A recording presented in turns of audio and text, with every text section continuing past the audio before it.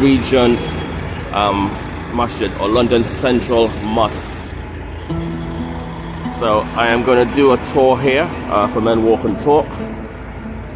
Let's teach you a little bit about Islam, about the Masjid.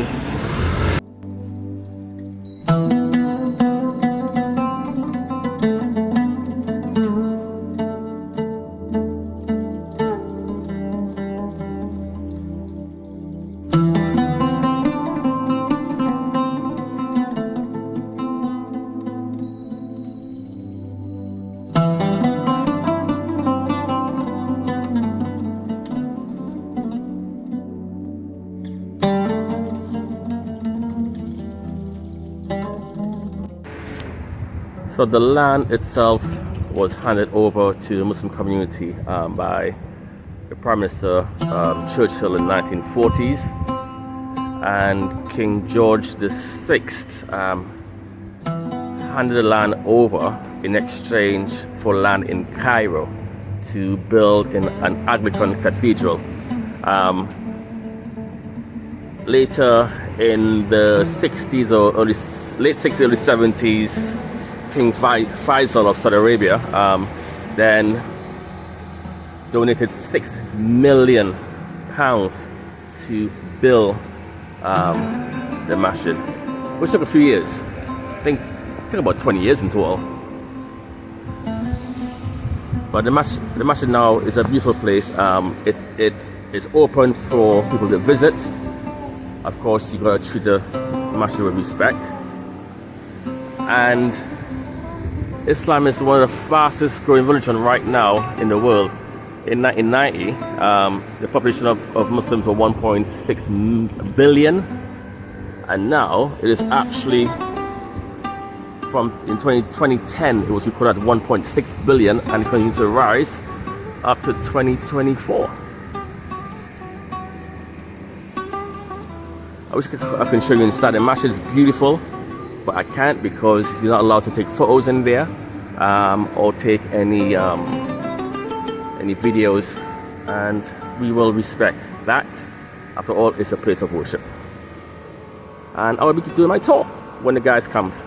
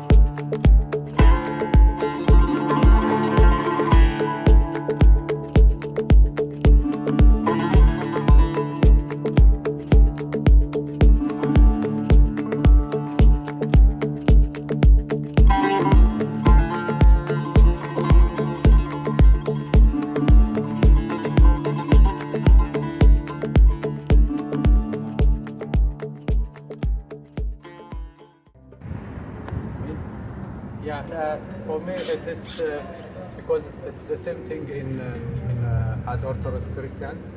When you go out the same procedure, so when you go in, you have to look, focus what you did, and the same thing in here.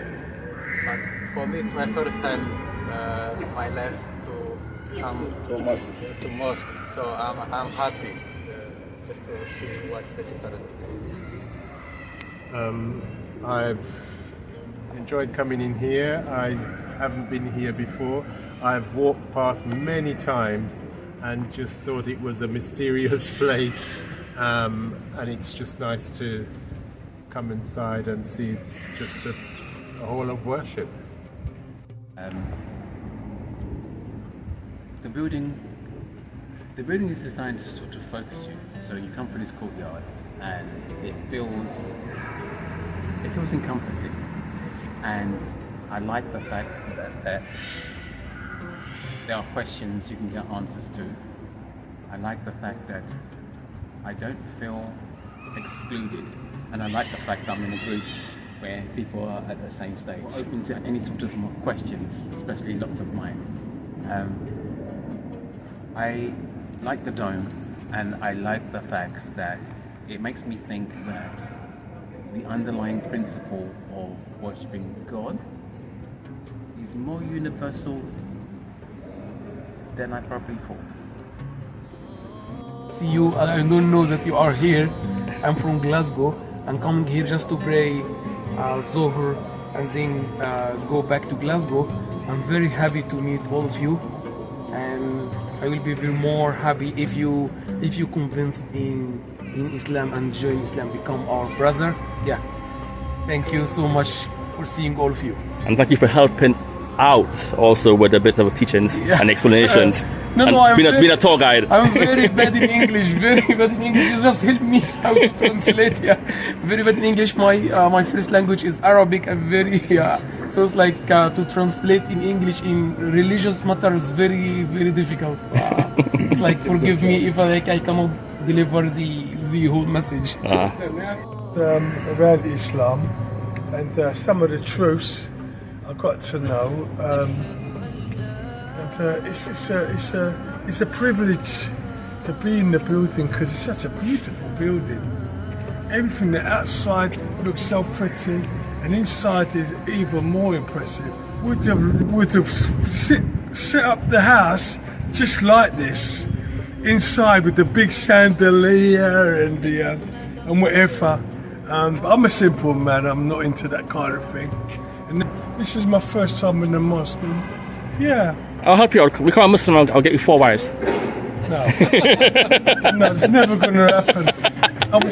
I don't believe if you have 4 wives, any one of them could be equal to you. And I'm looking for a wife who's equal to me. In the main sort of, I don't know if you call that the main prayer room, chandelier, and just I'm looking at all the kind of alcove and everything, the way it's all built, and also like you said about the east, and even like that bit of wood thing there, respecting people's prayer in space. So and even going to the toilet downstairs, I had to take my socks off this time, and you've got to walk on the blue mat and you've got to wait in the up, and there's all these toilets, but now you've got to wait. So again, everyone's religion and beliefs are all different. So I'm a very open person, and believe in all different faiths and religions, and no, it's a good place. Thank you. First of all, I think this is a beautiful space. It's great to go in there. I love the energy it creates. But I'm also wondering, for me it's always about how welcoming a religion is underneath. I always question that because sometimes we can gloss over the surface and say it's all great and blah blah blah. And I question this with every single religious foundation I've come across in my life. I question how acceptance they are to all people. And I love this essence of brotherhood, but I wonder if there's a limitation to the brotherhood. I always question those things that may or may not exist. So that's the bit I'm more likely to explore in talking to people like the Imams and so forth, and the preachers. I want to see how they really feel underneath, and whether they're dictated by how they feel, or they're dictated by what is written in the book. how does those two intertwine? Or that what's written in a book should be how they should feel. I question that.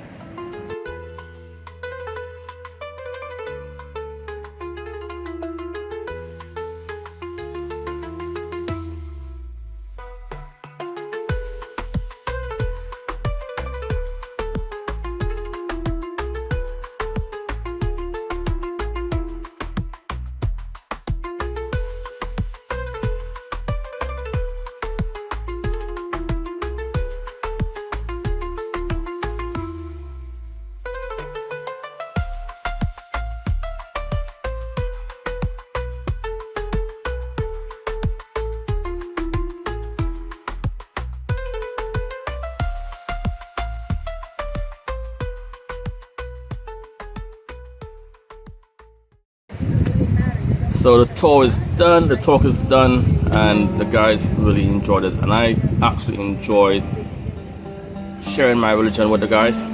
And you know, I started off with a joke, and I know my missus wouldn't find this funny. You know, there's a concept that Muslim men have 7 wives.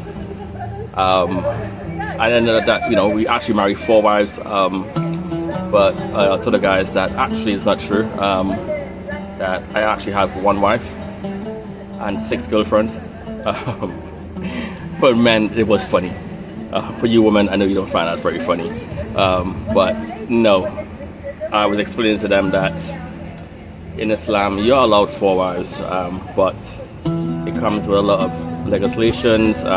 You have to be able to maintain them in a certain way. It's not just that straightforward, and it's who wants 4 headaches? My wife again watching that saying she's a headache. I never said that, but no. And of course, in Islam, if you are in someone else's land, you follow the law of the land. So yes, no, you know, even if I was rich, I would not marry more than 1 wife. But no, I mean the masjid was very welcoming. I've got one guy who jumped in to help from Glasgow. I think he's Egyptian, Ahmed. And they were surprised that, hold on, do you know this guy? No, I don't. I just met him. Where? Right now, this second? Yes. And they were like, is this the way the brotherhood works? Yes. And when they asked me about saying salat, praying, that how I pray next to someone that closely, I stand shoulder to shoulder, and they're like, but you don't know him. That's true. But we look at this as one ummah, which means one brotherhood. And you know, I can even give him a hug, you know, after prayer. And they're like, what? I was like, yeah, and I hug him right there and then. And we're like, yeah, that's the way it works, you know. It's all about, you know, it's love, it's brotherhood, and I just loved sharing that with the guys, and I was happy that a lot of guys, they came in with this perception of Islam and left with a different perspective. It was really good. I enjoyed the food. The food downstairs in the cafeteria, I struggled to finish it. But yeah, the people here were very nice. Thank you, Central Mosque. Thank you to Usman. Thank you to Ahmed as well, and to those who also helped with the guys feeling welcome. And I didn't know that, you know, the big domes, apparently it's in a masjid when you giving a sermon or leading prayer, it echoes all through the room, the prayer area. Anyway, I will see you guys for the next time. So I'll leave you with Ma Salama. Laters, peace, and one ummah.